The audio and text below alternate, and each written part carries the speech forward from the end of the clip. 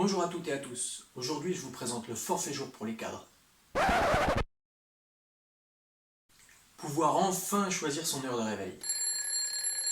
Pouvoir enfin s'éviter les embouteillages. Ce sont des possibilités offertes par l'accord forfait jour pour les cadres. Désormais, chaque cadre autonome dont les activités ne l'obligent pas à suivre un horaire collectif peut y adhérer et organiser son temps de travail comme il l'entend. Le travail ne s'effectue plus en 35 heures par semaine, mais en 209 jours par an, qui peut être étendu à 214 de sa propre initiative et à 225 avec la validation de son manager. Le nombre de jours travaillés est calculé de la façon suivante: 365 jours calendaires, moins 104 jours de week-end, moins 10 jours fériés, moins 27 jours de congé, moins 16 jours de repos, plus une journée de solidarité, et on arrive à un total de 209 jours à l'année. Ne sont pas intégrés au calcul les congés d'ancienneté, les congés mères de famille et tous les congés pour événements familiaux.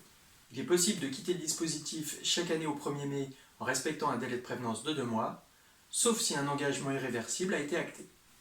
Avec ce dispositif, il est permis de convertir tout ou partie de son 13e mois en congé sans autorisation hiérarchique, et une prime d'autonomie ainsi qu'une prime d'engagement sont versées mensuellement pour compenser la contrainte.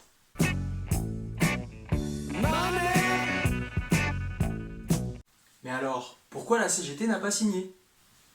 La CGT déplore la déréglementation progressive de la durée du travail, la difficulté de suivi de l'application de la législation visant à protéger le salarié, ainsi que le transfert de responsabilité de l'employeur vers l'employé induit par cet accord.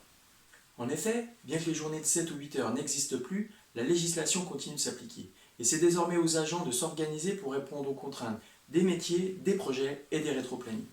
Pour répondre à ces obligations, l'employeur a mis en place un outil sous PGI-GTA permettant aux agents de remonter des alertes sur leur charge de travail, mais cet outil n'est quasiment pas utilisé par peur de l'image qui pourrait être renvoyée et ou par crainte des représailles. J'espère vous avoir éclairé sur le sujet, et si vous avez des questions, n'hésitez pas à nous écrire à cgt-unitep@edf.fr, et moi je vous dis à la prochaine.